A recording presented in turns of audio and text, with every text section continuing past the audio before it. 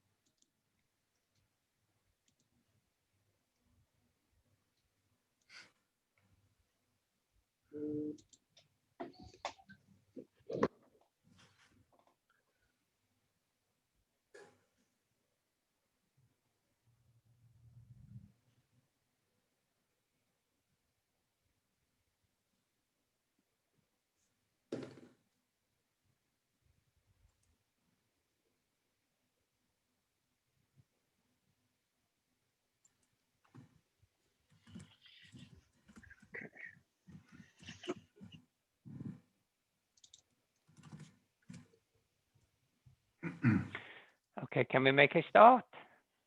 Yes, please. Okay, thank you very much. Good morning, everyone, and welcome to our series of webinars on assistive technologies. This particular webinar is really for the mental health, which we are all now aware that it's becoming a serious issue for both education and workplace. The COVID-19 obviously has not helped, but this is where it is having its toll on many thousands of students, and in workplace where people will lose the ability to function. I came across this solution a couple of years ago. A good friend of mine who's a chief psychologist for a large organization, he said he came across this sports wear that top performing sports people provide. This level of help to try to be better at the sport. For me, it was interesting because I wanted something for mental health, but I kind of went into this with no expectation. So I contacted the company and we had a chat about what the actual device did. And from what I understood, it was very much helping individuals to cope with high pressure, stress, anxieties. It's pretty much where I think most people really nowadays could do with. I must emphasize, at no stage we think we are providing a solution for serious mental health issues like depression. As clinicians will have to judge if a person requires some intervention. Our tools are intended to help people to cope with the pressure and with the anxiety or with the stress, to do it better. And I think over the past 2 years, I'm glad to say that working with the developers, that's Graham and Henry, we've actually managed to create some dashboards which will actually help individuals to perform what they do every day with far less pressure and far less stress. I want to leave that to Graham because I don't want to steal his thunder, but I think you will find it very interesting. Anyway, good morning, Henry, and good morning, Graham. Over to you. Hey, good morning, Nasser, and thank you for having us on your show tonight. And thank you for the very kind words in your introduction. And it's been a pleasure, in fact, working with you over the last 2 years and putting things together and seeing, people use our product and getting better day by day. Okay, so did you want to say anything there, Henry?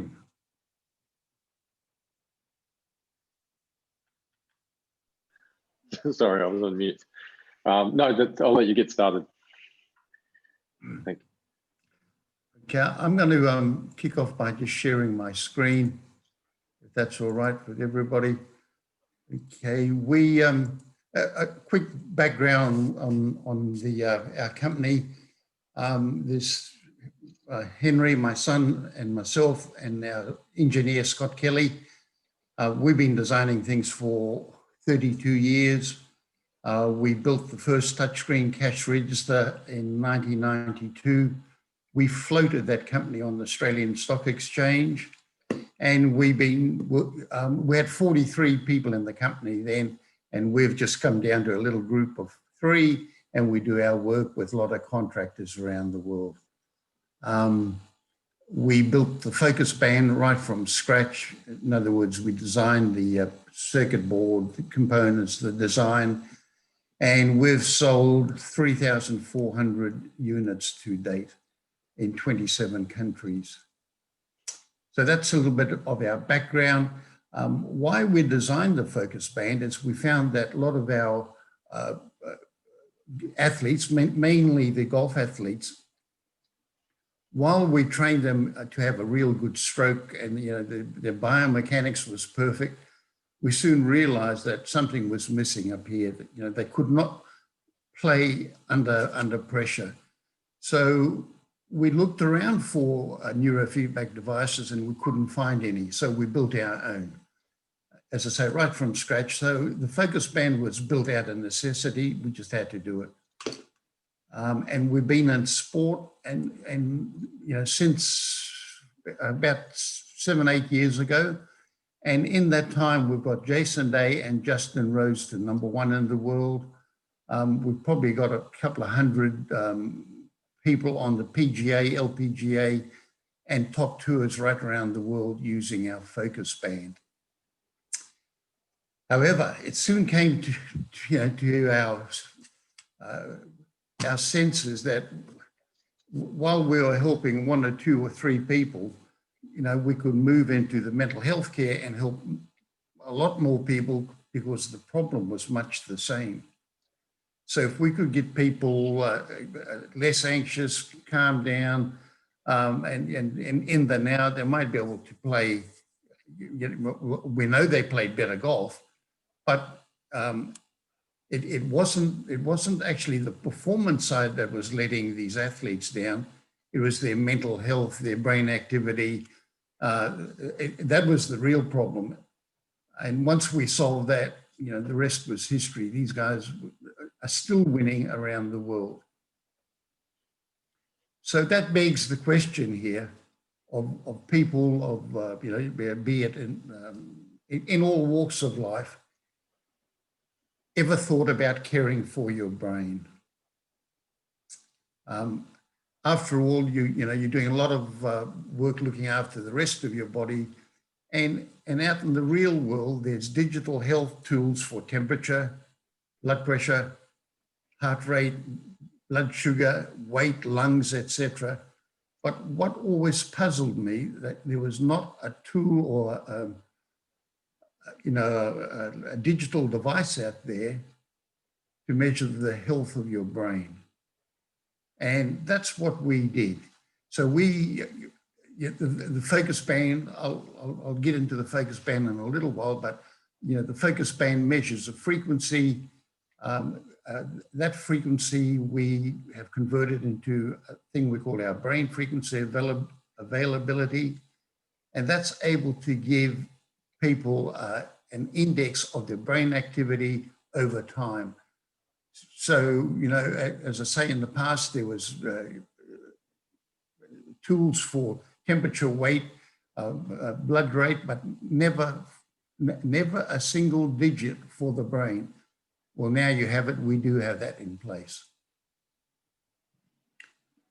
Just a quick run through on what the FocusBand is. It's a neurofeedback tool with 3 woven sensors, and you put the strap on your head. We have a little electronics device in there that picks up all the brain waves and sends it back down into your mobile. Okay, so it picks up the brain wave frequencies and down onto the mobile. The main premise of the FocusBand is neurofeedback or EEG operant conditioning. And that basically works where your eyes or your senses are seeing something, it goes back to the brain, and the brain is able to self-regulate by itself if you let it. So what we're saying to be it business, students, sports, if you can regulate your brain, You will, research has shown that it'll improve your cognitive performance in all different walks of life. So that's, you know, that's the basics of what we've done, what we've got now. You know, another slide that will sort of put it all together in the world we're living in now, this stressful world we're living in. The FocusBand, again, you know, it's a tool that has been around for decades and now modernized for the 20th century so we can get results in the palm of your hand.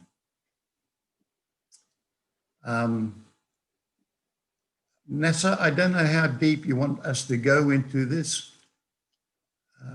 Actually, Graham, what really this is useful for what I've found is managing stress and anxiety, which is now becoming a real problem for a lot of students and people working.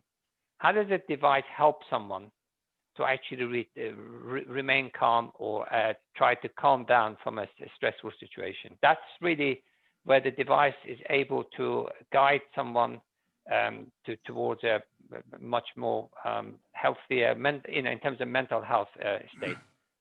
What does the device do? How does it work? And how does it actually enable a person to calm down from a stressful situation? Yeah, the short answer to that, Nessa, is when somebody's stressed, it's because of their perception, thought, and stimulus. They've seen something, they're thinking about something, or you know, their perception, which is virtually reality, and you know how we put it back up here. So you've got your perception, thought, and your stimulus. They will affect your brain waves in your brain. Okay, so the brain waves control your neurotransmitters, which are the chemicals that are released by the brain into the body to fire the body.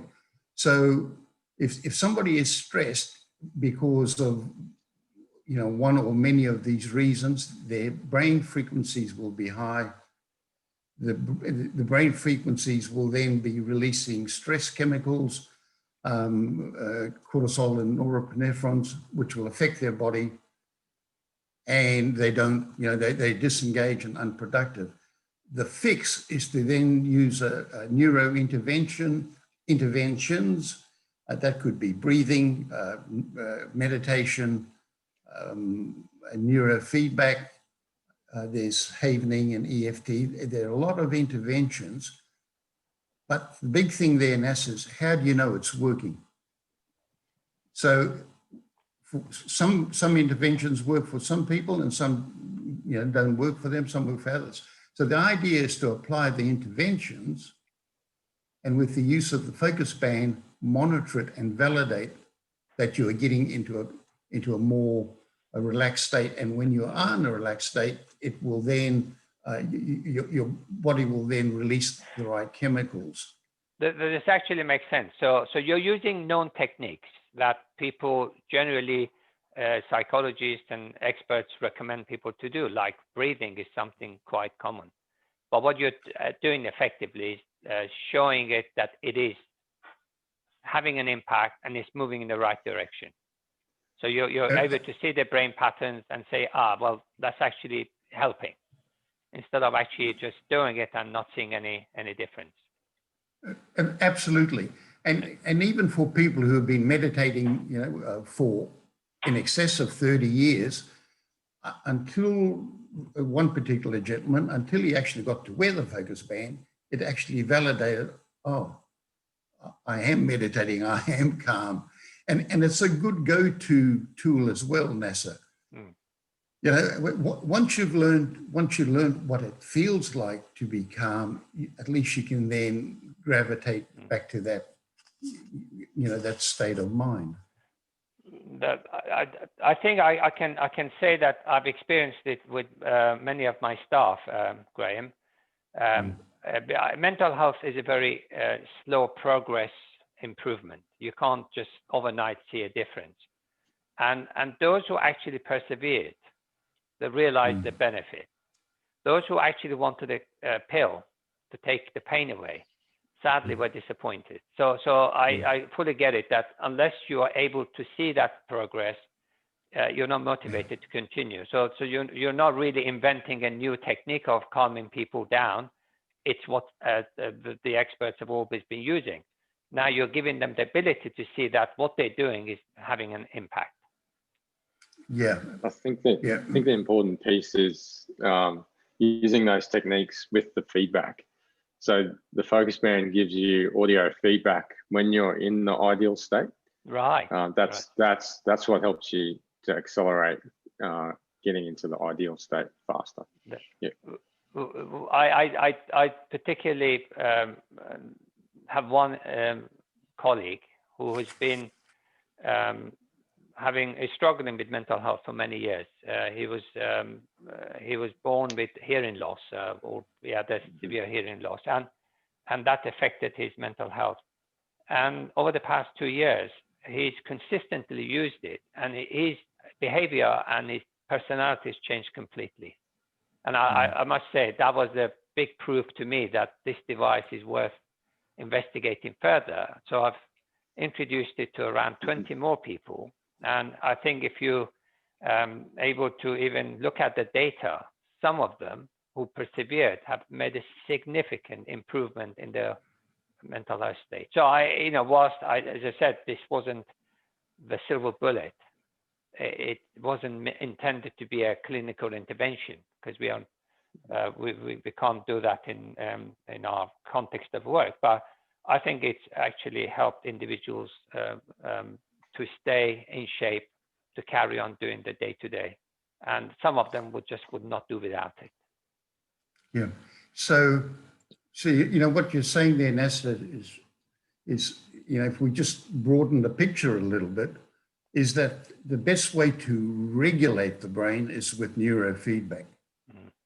So once you've got your brain regulated and it's performing well, because the big picture is the brain just conveys what the mind is thinking into body motion. So you can have good thoughts, good feelings, good beliefs, etc., but they won't be converted correctly into your body, or into frequencies and chemicals and into your body if your brain is dysregulated. And it's surprising, Nasser, to see the amount of people out there. A lot of people, their brains are just so badly dysregulated, where most of us have a flowing theta, alpha, beta, gamma. The brain waves are all flowing nicely, but it's a real shock to the system to see somebody whose brain is dysregulated. So everything they see from their mind will be badly distorted. If it's distorted, their frequencies are all over the shop, their highs and lows. So they'd be sending out the wrong neurotransmitters to the body, so they can't sleep, or they'll have other, bad reactions out there. The other part, Nasser, just to pick up on something you said there, it's not an overnight function. We know this, and we have a brief explanation how it works. So your perception changes the frequencies in your mind, which changes how your body feels, and around it goes. But in real life, there's much more to it than that. And this is where the neurobiology of operant learning fits in. Again, it's, we start off with the same perception, thought, and stimulus, but we then go into real world type. And I was just going to ask Henry if you can just skip through that. It might seem daunting, Nasser, but for guys who really will probe into this, they would want to know the answers to all of this. Can we start with the red? Can we start with the red one? The bad. Yeah. Yeah. So this is when you're in a perceived. So the circle on the left is your electrical brain. So we have that perception, thought, and stimulus, and that creates. From that, you determine if you like the environment you're in or not, or you like it or dislike it. So in this case, the person feels as though they're in an unhappy environment in the middle. And so once that happens, that generates high frequency in step 2. And that's the start of the stress response. So the stress response is has happened, and then it triggers the emotion. And so the next thing that it will fire will be the neurotransmitters. So that's the chemical brain. So we'll see that the cortisol and norepinephrine will start to be released. If that happens for long enough, this is where inflammation kicks in. So that's all a chronic disease. And then the next phase is the nervous system. So we'll be in the sympathetic nervous system. That's the fight, flight, or freeze mode. All the systems, the 7 systems of the body are stressed. So the organs, the heart rate will be high, the lung capacity will be down. Now in sport, the muscles get tight. In education or in business, we get neck pain. So the musculoskeletal injuries kick in at that point. And then the next one down is we're not in the present moment. So we're in the future or the past. So we're time traveling. We're not present. And then we're in finite space. So all we can see is the problem. And so we really don't know a way around it. So the solution that to overcome that, is if we click on that next slide, is by bringing in some guided interventions down the bottom of the screen.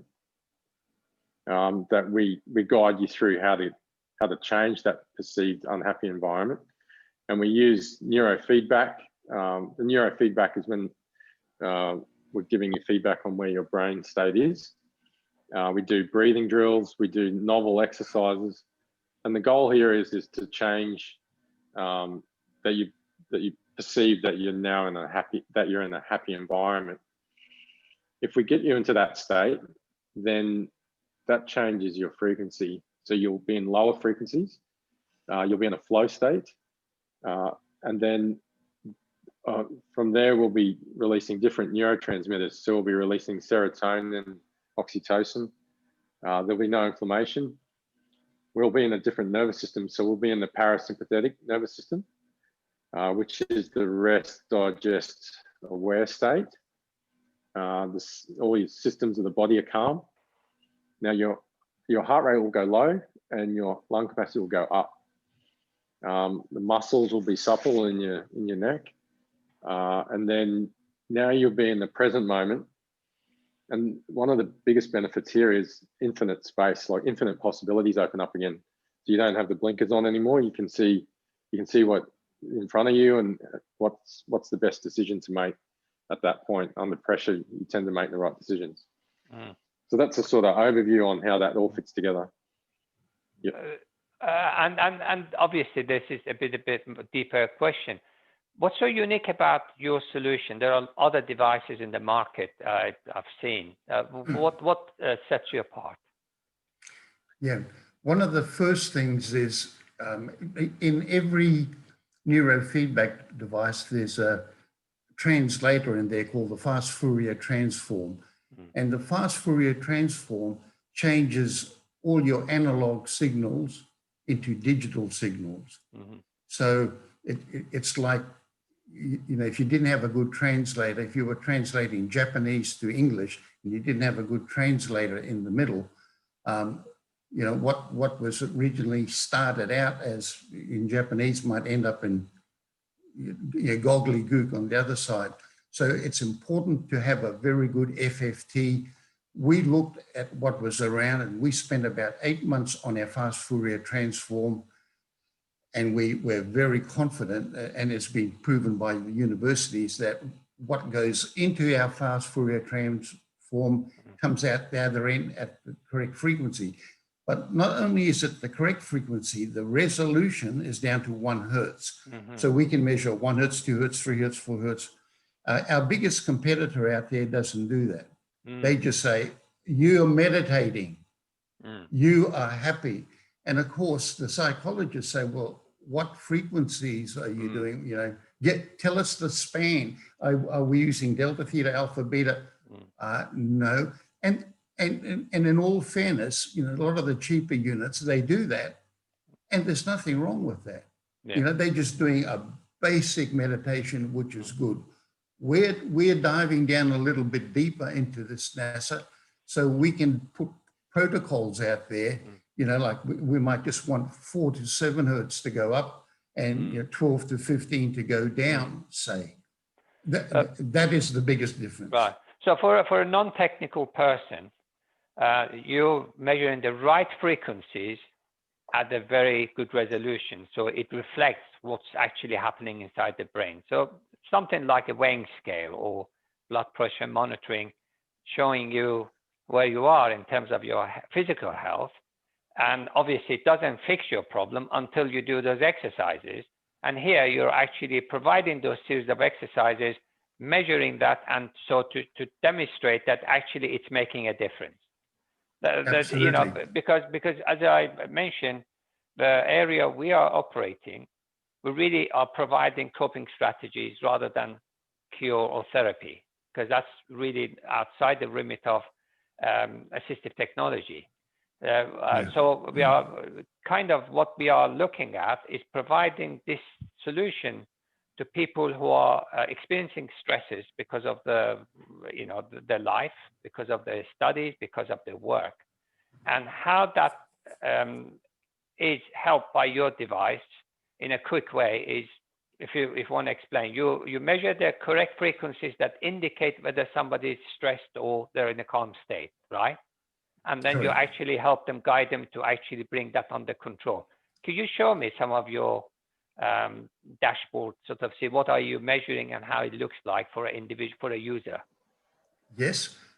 There's one very important part, which is the third part of it, NASA, is because we've done the FFT and the resolution, and we built our own fast Fourier transform, and we have a patent pending on how we did that, is that you can use it in motion. There's no other unit out there that can be used in motion. It's portable. It's a portable device, wearable device, which is what everyone wants these days. Yeah.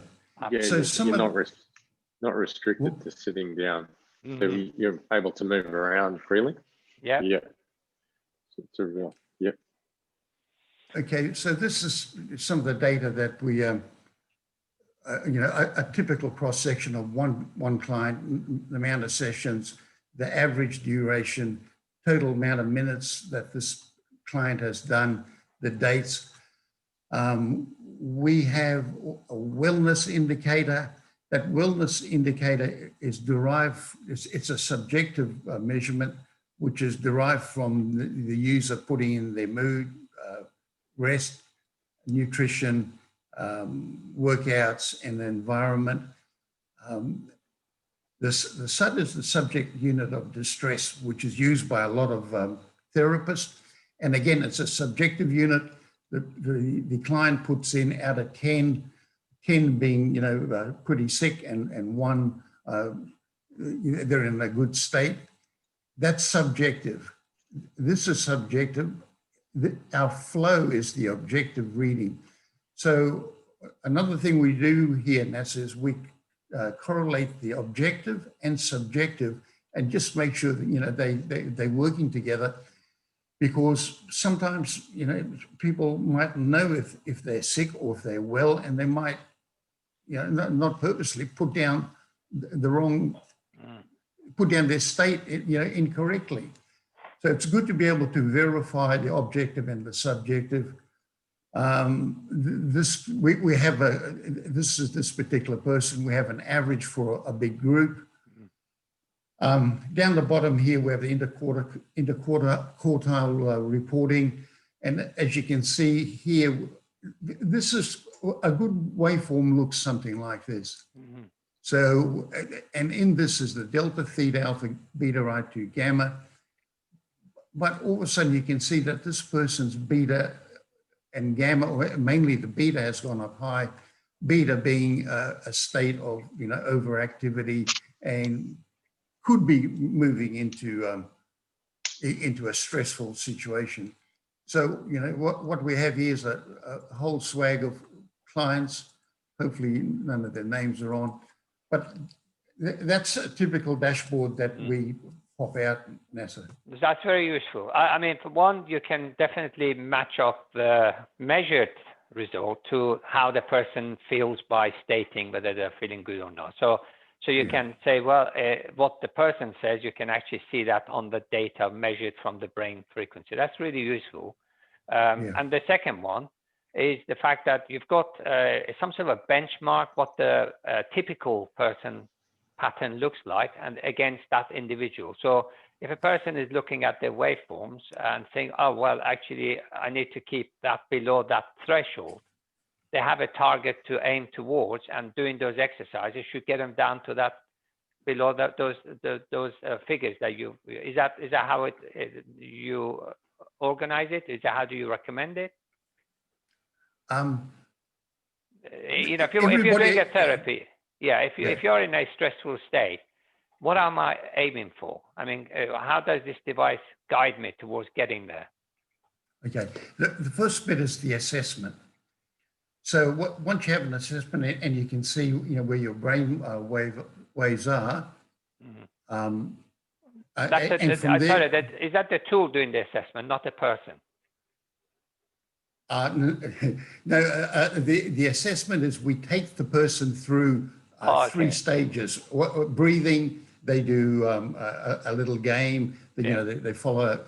So we put up on screen an assessment that they have to look at. Yeah. And while they're looking at it, we're measuring their brain. That's the first part of it. And you know, once that data comes back, or they can see for themselves there, you know, because at the end of the assessment they'll have a little icons that pop up. No. So you know, that's that section there, Nessa. But I need to say this is while we've got a lot of people here, and you know, we're showing the averages. Everybody's different. So this is all about personalized wellness, because, you know, every week on our webinar, we have some people that their waveforms are completely different to everybody else, but it's consistent. So this day and age where, you know, everybody's thrown in a clinical trial where everybody's doing the same thing, we've known for a long time it should be personalized. They don't personalize it because it's too costly and too timely to personalize it. But I think you know, Nessa, that with all the people that your staff or people that you've put me onto, it's been personalized care. And I don't think we can move away from that too soon. However, with the advent of machine learning and AI and bot, you know, we'll slowly transform into that, Nessa. Indeed, I see what I liked about it is people know what good looks like and where they are on that journey. So that personalization is absolutely vital, because you know you're right. You may never reach that typical chart, but in your own way, you know where good is for you, and you want to aim to keep yourself at that level because you've been there and you know it feels good. Really, what Graham, this is aimed for is some sort of a self-help device for individuals to manage their condition. So, you know, this is really giving people independence. This is really not an alternative to a therapy that a clinician might recommend, but it is a great device for people to keep equivalent to keep fit, and having these watches that you wear to tell you your heartbeat and your oxygen levels and all that. It gives you the ability to monitor your mental well-being. I'd like to add something to that. Yeah. Is while we, you know, what you're saying is 100% correct there, is that we also have, you know, we call it our Kaizen process, is that, and in due course, you know, the whole goal is to be able to put all this data into machine learning and artificial intelligence and a bot response. So we do have an option facility for people that are not, you know, not able to work it out themselves, is that I'll just go through this again here. So we send out, or the person's got the app, and they go through the interventions, be it journaling, breathing, neurofeedback, meditation. The data comes back mixed with the subjective and objective data. It goes into our business intelligence, which we've just been looking at there. But on reflection, on seeing the state of the user out there, we might need to change some of the parameters. The feedback might be incorrect. Their breathing rhythm needs changing, or the breathing rate needs to be changed, or it's in the wrong order. And the Internet of Things, which we're doing right now, we can change it back at at admin. And because when somebody is pretty ill out there, NASA, they can't use that product. They can't use any product. So when we get this case probably once a week,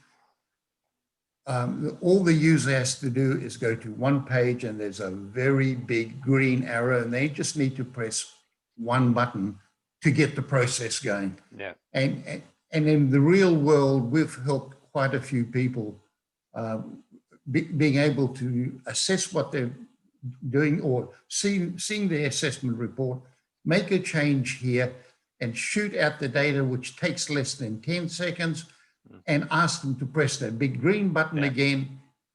And surprising, NASA, how quickly breathing can bring your whole body back into homeostasis. No, I absolutely agree, because I think one of the other people I've worked and helped before, he used to tell me how stressed he got, late at night, because he was working hard. And all he had to do is 10 minutes of breathing and monitoring on his app. And that really made a big difference to him. It calmed him down. In the morning, he woke up a much better state. So it is really good. Henry, one thing else I'm keen to highlight is that productivity aspect. How would we use this in a scenario where students or people working in a stressful environment lose productivity, and how do we turn this around and using this device and what techniques you offer to help them to be a lot better and more efficient in what they do? If in this situation, if either business or in education, is to wear it while you're actually doing study. We've seen that by increasing your flow state while you're studying or while you're working, we can increase productivity. So there's a twofold thing: increase productivity, and it takes you less time to perform that task. So it's sort of a win-win in that scenario. You mean when you say the flow, you mean when you're in the zone, your brain is like focusing, you're not worried about the past, the future, just worried about the task at hand. That's like your brain is being most productive in trying to solve problems. That's right. That's what you call a flow. Yes. So you're not in it's the opposite of stress. Yeah. So everything's effortless when you're studying or when you're working. And one of the other big benefits is you're more accurate when you're in that flow state. Yeah. So you tend to make the right decisions, and that's part of the reason why you take less time, because you're not procrastinating on should I do this, should I do that. You tend to make the right decision at the right time. This is probably a good example of it. So to get in the flow state, you still need enough challenge and skill to get into that task or activity. Can you go back one to the other? Oh, to that one. Yep. Yeah, the first part is entering that flow state. And the second part that we have is coherence, which is the second one, which is tied to intent. So you need to have a clear intent of what you want to do. Once we have a clear intent, then that's when we want to start to put our awareness on that task or activity. And when that happens, this is when the FocusBand's neurofeedback, the audio feedback will kick in. So you'll hear music play in your ears. And at that point, you know that you're connected to the task or activity. that you're performing, and the music will continue to play as long as you stay in that flow state.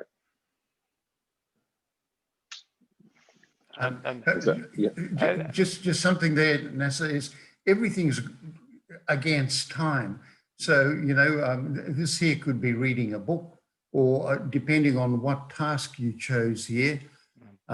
So at the moment we have swagger people doing their chakras, because that's over a 21-minute period. There's 7 chakras, and on they go through that process.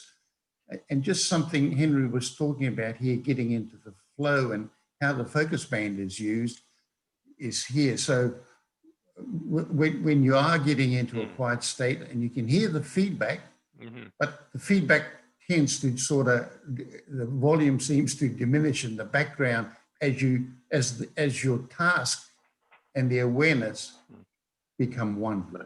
I believe that actually really is powerful, because I tried that. If you remember, Graham, once I was learning some foreign language and I was reading, and I struggled, you know, I struggled to read about 4 or 5 pages in about 10 minutes. And when I put the band on and really actually doubled and tripled my speed of reading, and literally I was going through it, because I kept hearing that music, it kind of, my brain kept focusing more, and it became very, very smooth. So I totally believe that. There was actually a diagram earlier where you got the right side and the left side of a brain, each one responsible for explain that one, because that will probably put everything into context, why things become like that when you are in the flow state. So your left brain is your train. When we're in sport, it's your training mode. So when you're learning a new skill or learning something new, you tend to use left brain to begin with. So it's your analytical brain, and it likes to find details. So it's very good at doing sort of like spreadsheets, like checklists, like A, B, C, D, F, and it does it sequentially. So that left side of the brain can do about 40 instructions per second. Now the right side of the brain is your play mode, or your creative mind, and it does everything. It sees the big picture, sees everything as a whole, and it does everything simultaneously, and it can do up to 11 million instructions per second. So the computing power on the right obviously far exceeds the one on the left, but we tend to run from the left brain. That's our conscious mind. And so that's why when we get stressed is we're trying to work things out with the very slow part of the brain. And that's what causes us to get frustrated, like we get all bottled up, because we're trying to control. The left side is when you're trying to control the situation. So you gotta let go of that and allow the brain to work out how to do it. And that's part of getting in this flow state. When you get into that flow state and just trust yourself, the brain usually knows how to get it done. So yeah, in golf we say, like, stay out of your own way. Get out of your own way and let your brain sort it out without jumping in, without judgment. It's equivalent to a learner driver, where it has to be very careful everything they do, look at the mirror, do change the gear. Whereas once you are a good driver, it's all subconscious. It happens automatically. So in a way, you just don't think about it. And that's the way I best understood it. I think it's really, it's such an amazingly effective device that for those who actually use it and would persevere with it, I've got tons of people who have actually come back that I couldn't do without it. And this is really one of the motivations for introducing it to our education market, because I'm coming across many students and seemingly, people with no history of mental health are now seriously having meltdowns. And I think this is a time we need to find interventions which are self-managing conditions, not medical, but self-managing the condition. And certainly, I think this device has a massive potential. Is there anything we've missed here, Graham? Because obviously I'm conscious of time, and I'd like to see if anyone has any questions. I think we've covered, we've covered the first part of it, but just to make sure that we've got even a bigger picture at the end. Excuse how the slide is, but people talk about meditation, and they jump too many steps, NASA. So in the 8 steps of enlightenment or 8 steps of yoga, there's a lot to do. You need to go to step 1 to step 2, step 3, step 4, and you step all the way through. We've got down the bottom here, getting, as we got there, the abandonment of outcome, where you're not caring too much at all, and you just get out of your own way, as Henry was saying. That's how we got 2 golfers to #1 in the world. However, a lot of people try and take shortcuts. So if they want to, if you want to become #1 in the world, you need to go back and start at #1. Yeah. And go through the stages. You want to just say, quickly run through this, Henry? Yeah, so step 1 is like your intrapersonal, like about who you are as a person internally. And then the armor is interpersonal skills, how you relate with other people. And then we get into movements. So that's the asanas. So you start some movement. And then step 4 is breathing, learn how to breathe. Then the step 5 is the start of withdrawal of the senses. So you start to remove yourself from external.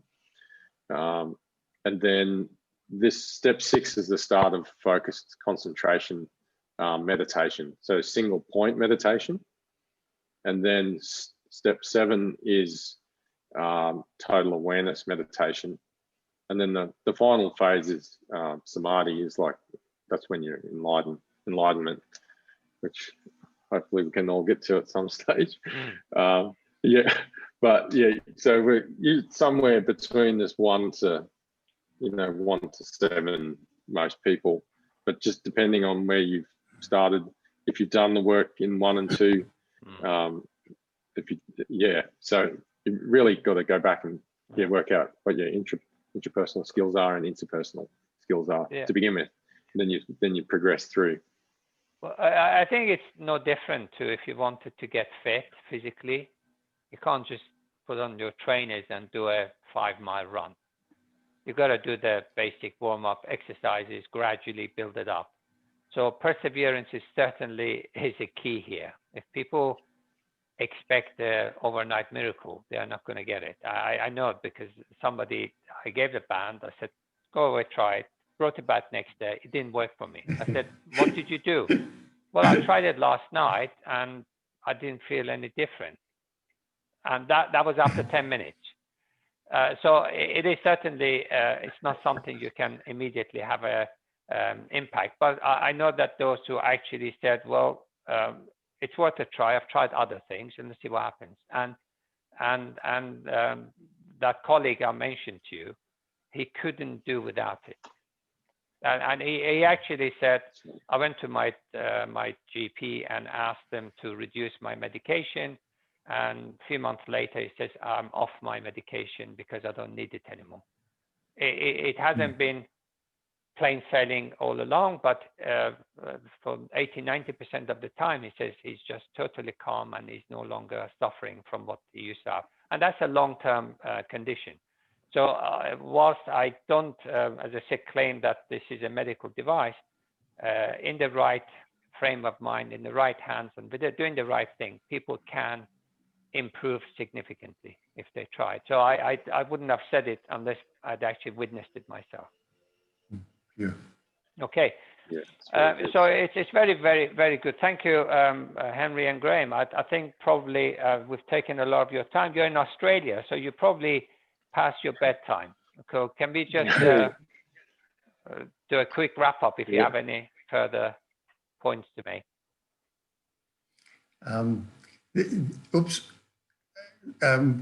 we sort of went off the slide a bit, but if people can just recall here that a 20% increase in flow can double productivity.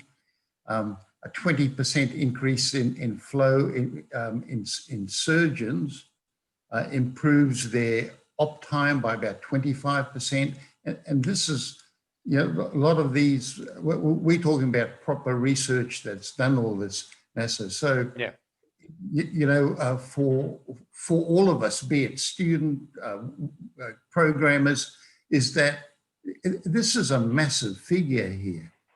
To increase your flow by 20%. You mentioned, NASA, you went from reading 3 to 4 pages and you tripled it. So we're not talking about 20%. You're talking about 300%. And that's what the McKinsey study actually says. You should be able to increase your productivity by approximately 300% and your creativity between 400 and 600%. They are huge figures, huge. And what people, once you get the hang of it, is that, you know, it's nothing, it's no big science to it. We're just doing things that our people used to do 1,000 years ago. Write things down, breathe properly, you know, neurofeedback and meditation, being in the now, and it all works. yeah. No, I absolutely believe that, and I have been in those stressful situations, Graham, and quite honestly, calming down and breathing does such an amazing impact on your ability to perform the tasks that you find easy to do, but at times you just struggle. Well, thank you. It's been really helpful, and I don't know if anyone has any questions, because we are getting to the hour. And hopefully, I think there is an element of getting this into our markets, into our education and workplace market. We've already started working with some clients in corporate and early days, but one particular very senior person in the public sector government has found it. I'm sure you've got more detail on that, Graham, because I've put her in touch with you lately. So yes. Any updates on that? No, we never got to connect on Tuesday. I think this person is still on holidays. Right, because I know that her feedback was extremely positive. After a few days of using, she found the stress a lot more manageable, because they've got so much going on at the moment.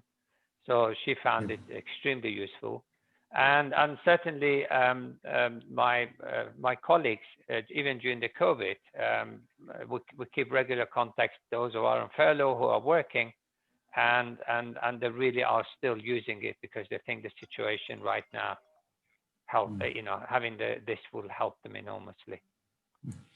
NASA, there was just a question there from Elaine. Yeah. Would this be considered as self-help, but with some excellent support for the user? I would say yes, Elaine. If you know, once the person's been educated, I believe you need to be trained on it. You know, it's an important part. But once you have been trained up on it, it becomes your self-help, your go-to tool that you would have with you for the rest of your life. Yeah. No, that's very helpful. Thank you very much again, Graham and Henry. And again, thank you for giving time in your evening in Australia. And well, and thank the participants. I hope you found it useful. The slides will be made available, or the recording will be made available very soon. Okay. Thank you, NASA. Good night, and we'll speak to you soon. Thank you again. Cheers. Thank you. Bye-bye.